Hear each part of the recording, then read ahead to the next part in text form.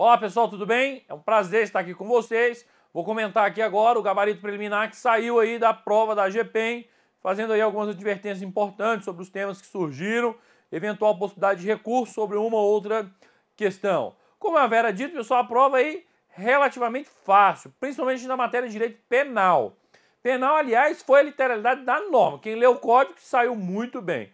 Já processo penal, o examinador cobrou alguns entendimentos jurisprudenciais aí do STJ, do próprio STF, que aí tinha necessidade de se ter uma atenção mais acurada. Vem comigo primeiro aqui nas questões de direito penal, pessoal. Olha lá comigo. A questão lá de número 91 do gabarito diz bem assim: são efeitos produzidos pela sentença estrangeira no Brasil, aplicação de medidas de segurança, ressarcimento dos danos ou restituição civil, decretação de prisão de pessoa domiciliada no Brasil. É doido? É viagem não, meu filho. Isso aqui não, ó. Isso aqui não. A questão ela é falsa. O artigo lá da lei, que é o artigo 9º, pessoal, o artigo 9º lá do Código Penal, ele diz que são efeitos que a sentença estrangeira pode produzir no Brasil o quê? A aplicação de medidas de segurança, o ressarcimento de danos ou a restituição do dano civil, mas a decretação da prisão não tem previsão legal. Então a questão é o quê, pessoal? Questão aí falsa. Segue lá comigo, próxima questão, questão de número 92. Diz: as leis temporárias, diversamente das leis excepcionais, têm ultratividade. Câmera comigo. Eu falei lá no aulão lá, pessoal, do Super Aula, que aconteceu lá no tempo da boa vontade, você que foi meu aluno, eu disse, cuidado, sempre que está no edital lá, a aplicação da lei penal, vai com fé, meu filho, vai ter alguma coisa no edital, vai ter uma coisa na prova. E nessa caiu várias hipóteses aí sobre a aplicação da lei penal. Coloquei, inclusive, esse esquema aqui lá no Super Aula. Quem participou lá, obviamente, não errou a questão. Vai lá comigo no material. É assim, ó. Quando a gente fala de aplicação da lei penal, pessoal, a aplicação da lei penal obedece uma regra, e a regra é qual? É o chamado tempus regit actum. Vale a lei vigente no momento da ação ou da omissão. Qual que é a exceção? É a chamada extratividade. A extratividade, ela se divide em dois ramos, que é a retroatividade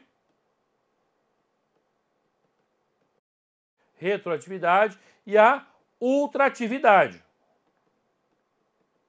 A ultratividade a gente escrevi bem assim, pessoal. Você que foi meu aluno lá, ó, escrevi. Aplica-se para a lei temporária e para a lei excepcional. Aí vem a bendita da questão 92, diz: as leis temporárias, diversamente das leis excepcionais, têm ultratividade. A questão é falsa, né, pessoal? Tá aí a explicação, questão falsa. Vai lá comigo, questão de número 93. Câmera comigo de novo. Eu falei, você que vai estudar os crimes contra a administração pública, cuidado, quando cai crime contra a administração pública, é certeza que vai cair uma ou outra questão lá sobre peculato e a concussão. Tá aí a questão de novo, olha lá comigo, vai lá no material. Considere que Eduardo, em proveito alheio, tenha desviado. Eu já disse, crime contra a administração pública vale o quê, pessoal? O verbo. Material do almoxarifado de um estabelecimento penal do Distrito Federal, exclusivamente em razão de sua condição funcional, que lhe permitia contar com a total confiança de seus superiores, dos demais funcionários e dos vigilantes, além de ter livre acesso ao referido setor. Nessa hipótese, Eduardo praticou o direito de concussão. Pessoal, concussão é exigir. É exigir. Olha lá o verbo. Aqui falou em exigir? Não, a questão é falsa. A hipótese é de peculato. Olha lá, ó, é desvio. Então, questão de número 93 é uma questão falsa. Questão de número 94. O indivíduo que iluda, em parte, o pagamento de imposto devido pela entrada de mercadoria no país pratica o delito de descaminho. Pessoal, essa questão, ela está correta, tem previsão lá no artigo 334 do Código Penal. Câmera comigo. É uma questão tão fácil, tão simples, que eu nem precisei comentar sobre essa figura. O próprio professor lá no Super Aula que falou sobre português, né? O nosso gordinho lá, Ele disse o que, pessoal? Falou lá, fez lá uma passagem lá sobre o peculato, sobre o descaminho, a questão aí batida, foi objeto de alteração recentemente no Código Penal, dispersa disposição da lei. Quem leu lá a atualização acabou se dando bem na questão aí correta. Vai lá comigo, questão 94, questão correta. Questão de número 95. A 95 diz bem assim: a utilização de arma inidônea como forma de intimidar a vítima do delito do roubo não caracteriza a elementar grave ameaça. Pessoal, cuidado. Quando a gente fala do roubo, o roubo, ele pode acontecer de 3 formas, não é isso? É mediante o quê? Violência, grave ameaça ou a redução da capacidade de resistência da vítima. Nós temos essas 3 hipóteses. Ele está dizendo aqui que a arma inidônea, isso significa o quê? Sem capacidade lesiva,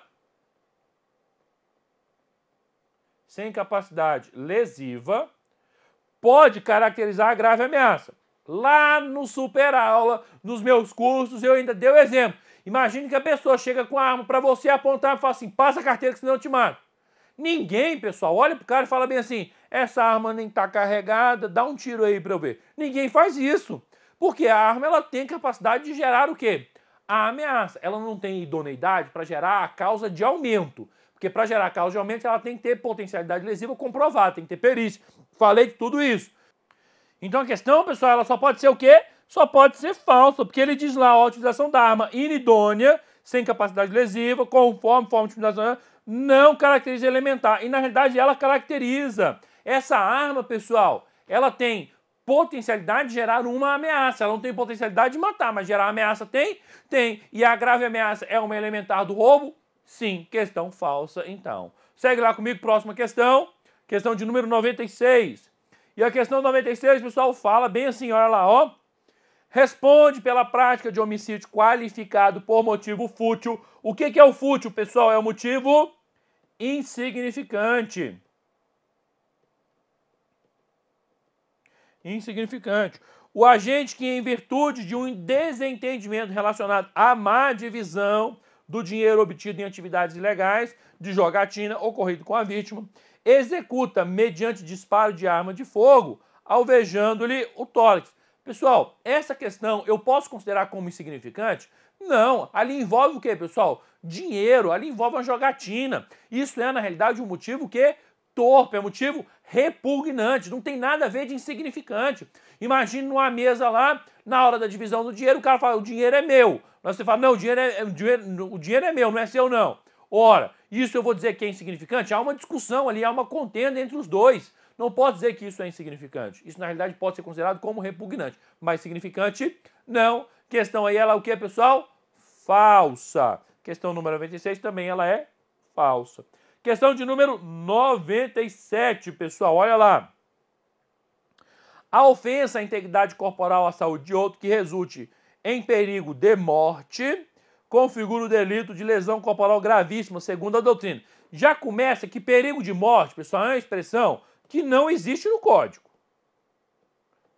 Não existe no Código Penal. O que tem lá no Código é o quê, pessoal? É risco de vida. A expressão é equivocada. Eu sei que é equivocada, mas lá está assim. E quando o artigo 129, fala sobre o risco de vida, pessoal, ele diz que isso é uma lesão grave, não lesão gravíssima. Então a questão número 97 é uma questão que também falsa. Segue comigo, não há divergência. Questão de número 98. E a 98 diz: segundo o disposto no Código Penal, a lei posterior que de qualquer modo favorecer o agente se aplica aos fatos anteriores, ainda que decidido por sentença condenatória transitada e julgado. Trata-se do princípio da novatio legis in meritum. Ah, pessoal, tá de brincadeira, né? O que o examinador quer? Passar todo mundo? Para com isso, vai ser fácil assim lá na China. Verdadeiro? Verdadeiro. E cuidado, pessoal, tanto a novatio legis in meritum quanto a abolition crime não respeita o quê? Não respeita o trânsito julgado. Vai aplicar aos fatos pretéritos? Vai aplicar sim aos fatos pretéritos. Questão aí, mamãozinho com açúcar. Segue lá comigo, próxima questão.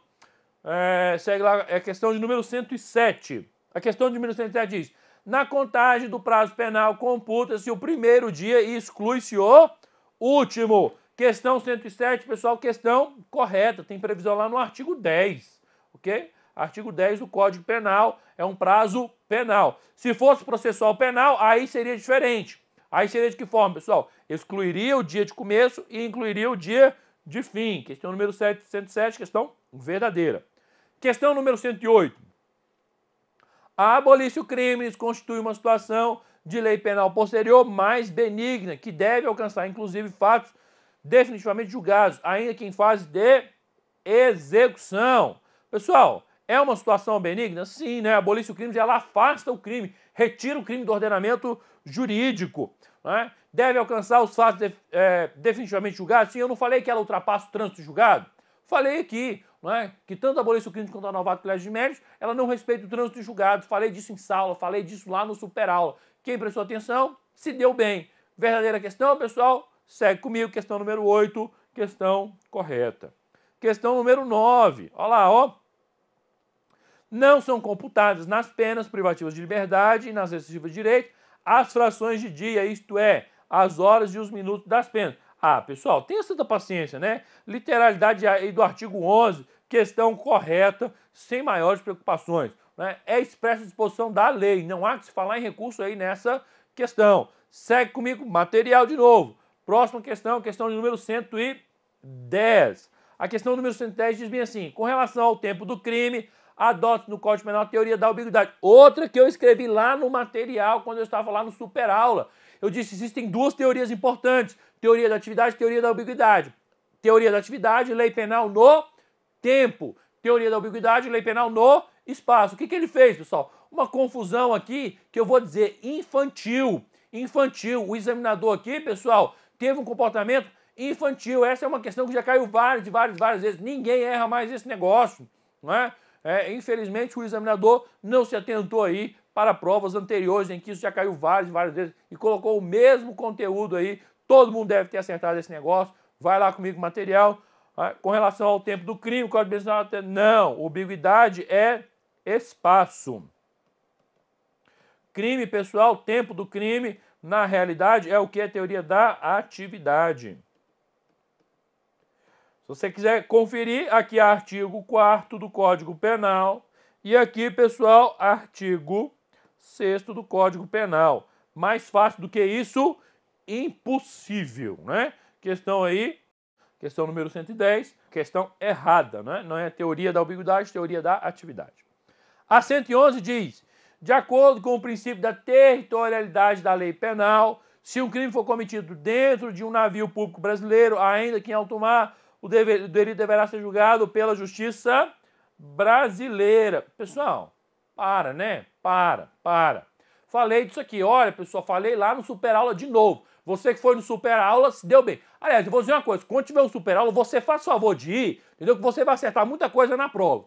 Lá no superaula eu falei o quê, pessoal? Falei, olha lá, pessoal, navio pode ser público ou particular. Se o navio for público, é território brasileiro, onde quer que se encontre. Não foi isso que eu falei? Falei, aplica-se o princípio da territorialidade e não aplica o princípio da bandeira. Falei desse negócio lá no superaula, pessoal. Você teve lá, você acertou a questão. Quem não teve, dançou, né? Vai que essa foi só a questão que faltou para você passar. Por conta de R$60 você deixou de ser aprovado no concurso. Volta lá a questão número 111, diz, de acordo com o princípio da territorialidade da lei penal, se um crime for cometido dentro de um navio público brasileiro, ainda que em alto mar, o delito deverá ser julgado pelo juiz brasileiro. Questão o quê, pessoal? Verdadeira. Não é mamãozinho com açúcar. 112 diz, consoante o princípio da nacionalidade ou personalidade, os crimes contra a vida ou a liberdade do presidente da República, ainda cometidos estrangeiros, sujeitos-se à lei brasileira. Lei brasileira. Pessoal, eu vou dizer uma coisa para você, ó. Aqui, ó. Daqui até aqui está correto. O problema é a relação disso aqui com este princípio, ok? Essa segunda parte aqui é uma hipótese de extraterritorialidade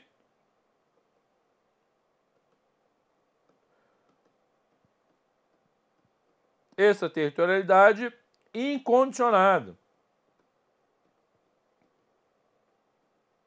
Incondicionada. Aplica-se a regra do quê, pessoal? Do parágrafo 1º mais o inciso inciso 1º do artigo 7º. Escrevi esse negócio aqui lá no Super Aula, nas minhas videoaulas. Quem assistiu, pessoal, se deu bem. Se deu bem. Estava lá no material. Ok? Estava lá no material. Agora, essa hipótese aqui, pessoal, não é uma hipótese de aplicação do princípio da nacionalidade ou personalidade. Na realidade, isso aqui é uma hipótese de aplicação do princípio, aqui, ó. Aqui que está errado, pessoal, ó. Na realidade, é princípio da defesa. Ou chamado de princípio real. Ou princípio da proteção. Ok? Então, questão número 112, pessoal, questão o quê? Falsa. Segue comigo. Próxima questão número 113, e diz... 113 fala bem assim: o princípio da insignificância deve ser analisado em correlação com os postulados da fragmentariedade e da intervenção mínima do direito penal para excluir ou afastar a própria tipicidade da conduta. Vem comigo aqui. Vem comigo aqui. Eu falei em sala de aula, falei na videoaula, falei no super... Falei, cuidado, porque a parte geral não está no edital, mas ela é uma matéria correlata. Precisava saber o quê, pessoal? Que um fato, para ser típico, tem que ter o quê? Tipicidade. E a tipicidade é formal e material. E eu disse que o que exclui a tipicidade material é o quê? O princípio da insignificância, o princípio da adequação social. Agora, isso inclui o quê? Também o somatório do princípio do quê, pessoal? Da fragmentariedade, da intervenção mínima. O Estado só vai agir quando a circunstância releva o quê? Uma situação que traga a necessidade da aplicação da lei penal. Se não tem, pessoal, essa relevância, não há que se falar em aplicação do princípio da insignificância. O cara furtou lá uma lata de margarina. Vou aplicar a lei? Não, o princípio do quê, pessoal? Da intervenção mínima. Outra, o direito penal ele é fragmentário. A gente só utiliza o direito penal se os demais ramos do direito falharem, ok? Então, se não houve essa falha, não aplica. Então, eu posso dizer que existe uma relação direta entre o princípio da insignificância e o princípio da fragmentariedade. Vai no material comigo. Então, a questão de número 13 é uma questão que? Correta. Belezinha? Questão mamãozinho com açúcar também. Questão número 114 diz: em atenção ao princípio do ne bis in idem, a pena cumprida no estrangeiro deve atenuar a pena imposta no Brasil pelo mesmo crime, quando diversos, ou nela computados, quando idênticas. Pessoal, a questão está corretíssima, 100% verdadeira. 100% verdadeira. Aliás, né, o próprio artigo 8º diz isso. Professor, o que é o ne bis in idem? É não penalizar a pessoa duas vezes pelo mesmo crime. Quando a gente pega lá, pessoal, o Código Penal que fala da hipótese de extraterritorialidade, no parágrafo 1º do artigo 7º, ele diz que independentemente da pessoa ser condenada ou absolvida no estrangeiro, será penalizado no Brasil. Então posso ter duas penas, mas não haverá o cumprimento de duas penas, porque a pena cumprida no estrangeiro, ela vai ser abatida no Brasil, para evitar o quê? Uma dupla punição. E dupla punição é o quê, pessoal? Ne bis in idem, ou como outros chamam de no bis in idem, ok? Questão aí corretíssima, beleza? A concorrência lá falou que a questão estava errada. Sai fora, pessoal, a questão ela é verdadeira, ok? Não só essas questões de direito penal, volto daqui a pouco para comentar o processo penal. Prova de direito penal, não cabe recurso em nenhuma questão aí ao meu sentir. Prova muito fácil, está basicamente tudo lá na letra da lei, pessoal. Muito simples a prova. O que a gente não pode dizer do processo penal, teve algumas questões aí um pouco mais complexas. Já comento com você no nosso próximo bloco. Um abraço.